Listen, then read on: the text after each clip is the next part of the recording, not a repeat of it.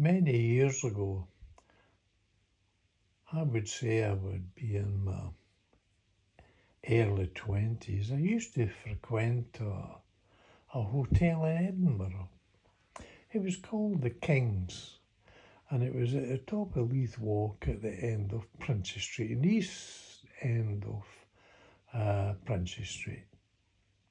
And that's where I used to go with my mates. I had the car. We used to, at that time, you could have a few pints, etc. No one bothered you. But so we'd all gather in this pub at a weekend. And to give you an idea, these three lads here were Edinburgh lads. This was Jim Rutherford, came from Carnshaw. My old pal John Meldrum, never forget John, a truer guy you'd never meet. Really gay guy. He was my pal. We used to go through to the King's. Now, this lady here, she used to be the manager of the hotel. This woman here and these two girls, they were run the bars, so to speak, where we were. This chap here, he was a staunch Catholic chap, if I remember right, but he was a nice lad to speak to. This boy here, and my close family will know when I say this was Willie Frail. They'll know who I mean when I talk about that. But there was somebody else in this photograph, and that's this person here.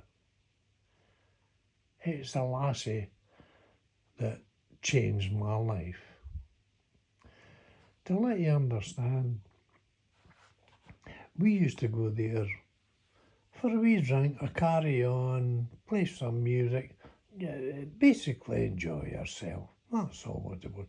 Of course, at that time, Jimmy here from Carnshaw, I didn't know at the time he was actually married. And when he came with us to Edinburgh, he ended up with this mint at the Moulton Leith, and he used to go and stay with her. Of course, once I find that out, I didn't have anything to do with it, because I know what his wife was like. She was a lovely woman, to me. But for him to do that to his wife, going with somebody else, that was taboo to me. Anyway, I didn't go back with him anymore. But this wee lassie here,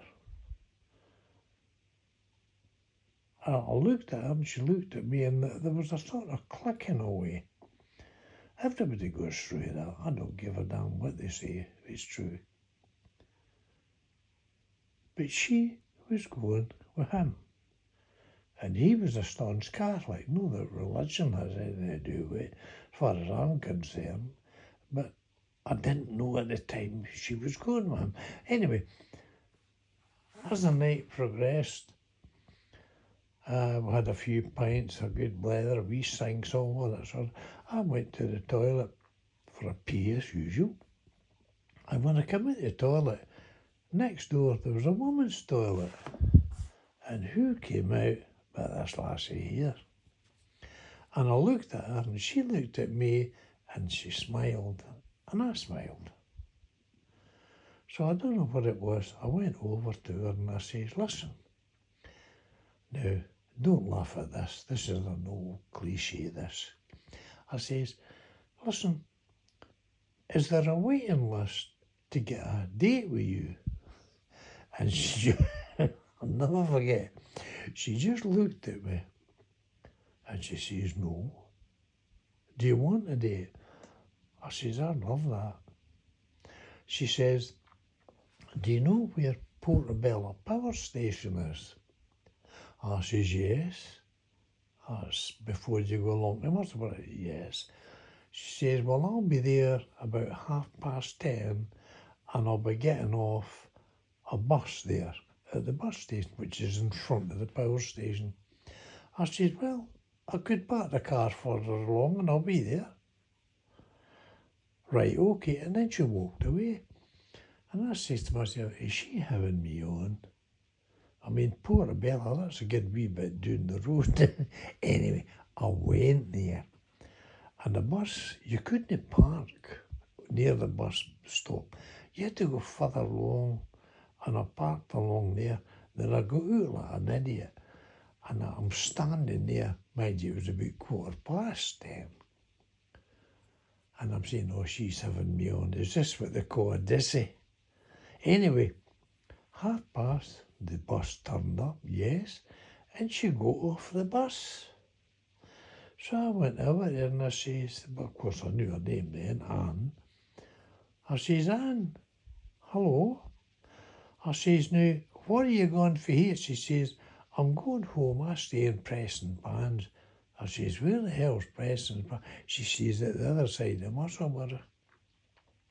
I said, I'm looking at my petrol gauge. I says, oh, come on, I'll take you there then. Now I had an old Anglia at the time, well, my dad's car. So I says, okay, so I drive along, going to Prestonpans, and we ended up at this prefab. She stayed in a prefab with her mum and dad, her sister, her brother, and her old granny.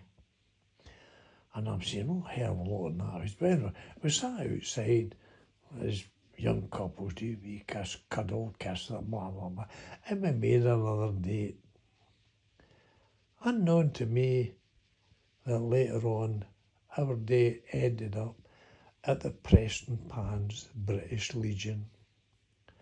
And I was asked to join there, which I considered family at that time. So I joined, and I really enjoyed it. Everybody was friends there. There was no bother. Be a couple of drunks now and again. But I went there with Anne, and the very first photograph I took of Anne was this. That was the very first photograph I took of Anne. And it was inside the British Legion at Prestonpans. It was there where all her family used to come, the McEwens and so on. Of course, I didn't know anything about her history of her family, but she introduced me, and I seemed to get on okay with them. So we went into the main hall. We used to play bingo. That's how I sort of learned how to play bingo. But that was Anne. I couldn't take my eyes off her, and she kept looking at me. And you've heard this old cliche about love at first sight, and there's not such a thing, and all this rubbish. Believe me, what they say is a load of rubbish. Love at first sight, it does exist, because it happened to me and Anne. From then, later on, this is what happened. We got married. Of course, a lot happened between knowing Anne and getting married and so on. But this particular photograph here, the vehicle you see her sitting in is actually a collector's piece. It's not a Rolls Royce. It's one of the oldest Bentleys in Scotland, a Bentley. And with going to the British Legion and getting to know the people there, the chap who owned the Bentley also run a local bus service. And he says to me, Raymond, if you're going to get married to Anne, I'll lay on my collector's piece for your wedding car. So I remember we had arrangements at the Port Seton Hotel. That was where we were going to hear a sort of wee reception. Well, the idea was me and my best man would go there, get changed. He'd come along in his Bentley or this car, pick us up and take us to the church. So he did that. He picked me and Eddie Shaw up, who was the best man at that time. And we were driving to the church at Prestonpans, the old parish church. So he opened the window, and what happened? In come a wasp. Now, I've never told this to anyone, but this is what happened. a wasp came in the swamp trying to hit this wasp, and Eddie's shows trying to hit this wasp, and the driver's laughing like hell. He says, Raymond, I wouldn't worry much about getting stung, because once you get married, you'll be like the rest of us. You'll be stung. And now that didn't care what he meant at the time. I know now, of course, but I'll never ever forget that. He laid on his prize collection to take us to the church. Of course, that was me and Anne after the service. She was something out of this world, Anne. She got on with everybody in her family, especially with Roy. I'll never forget that. Roy seemed to fall for her too, and so did May. When May and Roy came up to Scotland, stayed at June's, we went over and they got on like a house on fire.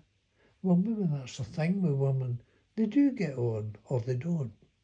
I remember Fiona, young David's wife. She loved her like nothing else.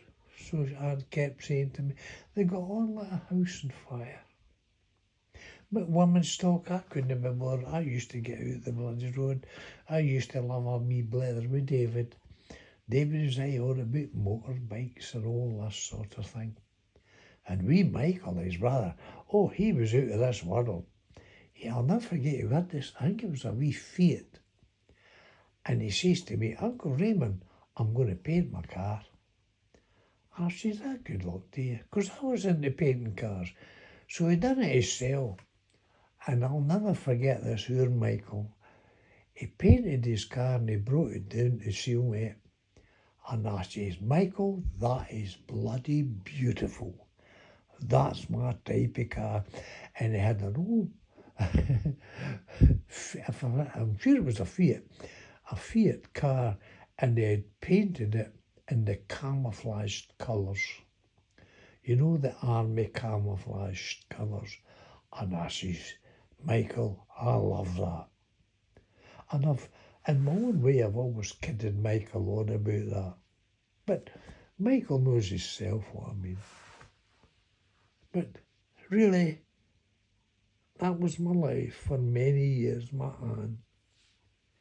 And this time of year, when they're all celebrating New Year and so on and so forth, me and Anne used to do that. But sadly, a good few years ago, it was on, just after the bells, it was on the 2nd of January, Anne passed away. I'm sure it was the 2nd or the 3rd. Anne passed away in my arms. I'll never ever forget that. So that was my life, torn apart. But I still picture her. I try not to show it to my family, but they know I'm hurt. Because it makes me think years gone by. We had 2 sons and 3 daughters. I lost one son not long after we were married. I'll never forget that. I've tried to keep that away from everyone, but we did lose a son, going to our doctor. And that was Dr. Luke. I'll never forget that man. Anyway, Anne used to say to me with the kids, give me your hand. And she put my hand on her belly. She was pregnant, of course. And she'll say, leave it there. And I'll say, what for? And then all of a sudden you'd feel a wee bump. She says, do you feel it? That's our child kicking. She did that with every one of our kids. And then she'd say, put your head down. I says, what do you mean? Give me your head. She's right, put your ear to my belly. Of course she was pregnant, you know. And then I say, I can hear. It's like the heart, you could actually hear it.